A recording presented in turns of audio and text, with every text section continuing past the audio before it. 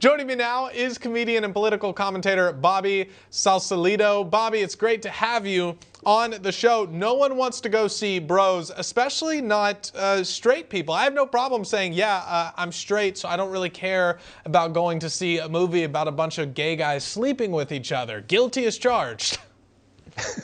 Well, I think people are realizing that in today's modern media landscape, and really everywhere in business, you have to vote with your dollars. And if you disagree with something that a person is saying, you choose not to support that business or that entity. Billy Eichner has said a number of things about even the people that watch this movie and alienated certain types of people. I don't want you to go watch this movie because you disagree with me in this way or another. And the people respond. That's the beauty of free market capitalism, is if you create a high quality product and people want to support you, they will. And if you don't, they won't. And especially if you count them out and forget the fact that they are voting with their dollars. And people are realizing that, and here he is feeling it in real time.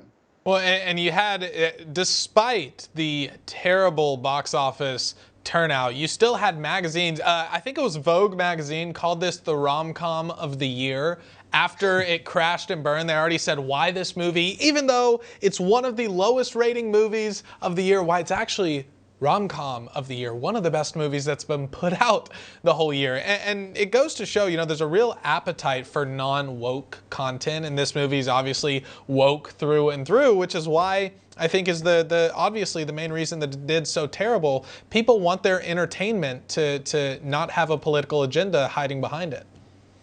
Yeah, that's right. And also, again, in this very transparent and very on-demand access world that we live in, people can see the true nature and see behind the curtain of how people act. If you have the ability, whether you're famous or not, to go on Twitter and send something out that maybe your publicist wouldn't have approved 10 or 15 years ago, we all see that. And even if you delete it, people screenshot it. So people's real personality come out a lot easier now, and people are much more able to sift through that information quickly and make decisions about where they choose to put their hard-earned dollars. And again, this is them just making that decision and him feeling the effects of it. Yeah, you're more likely to have a box office hit if you go against the grain, and we've seen that time and time again. And that brings me to this. I got to throw this up on the screen.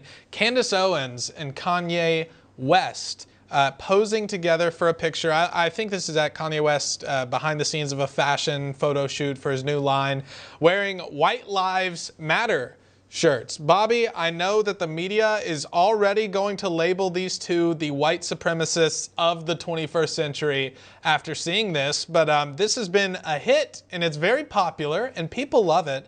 And I have a feeling that this merch is going to sell out in the blink of an eye. Why? Because it goes against the grain. It challenges the narrative. And the narrative really has been the white people are awful and evil and barely subhuman. Nick Cannon called white people subhuman savages. The narrative really is that white lives matter less than minority lives and than black lives, and that you can't even say all lives matter or white lives matter because then you're a racist.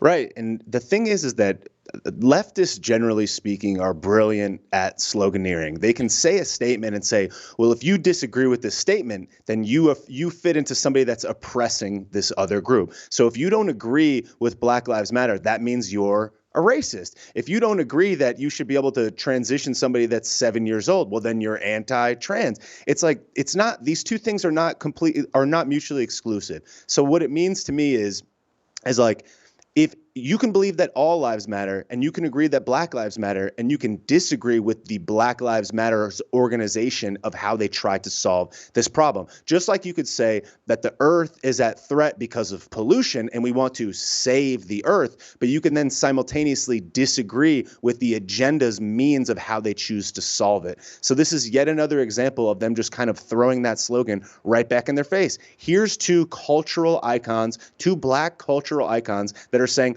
we disagree at your approach. We can say these words and they still matter. And the people understand that. And that's why the left, generally speaking, is so mad at things like this. Yeah. I, for one, do appreciate Kanye and Candace being an ally to me, to you and I, Bobby. One more thing that I want to get to. This piqued my interest here. This is a headline from the New York Post.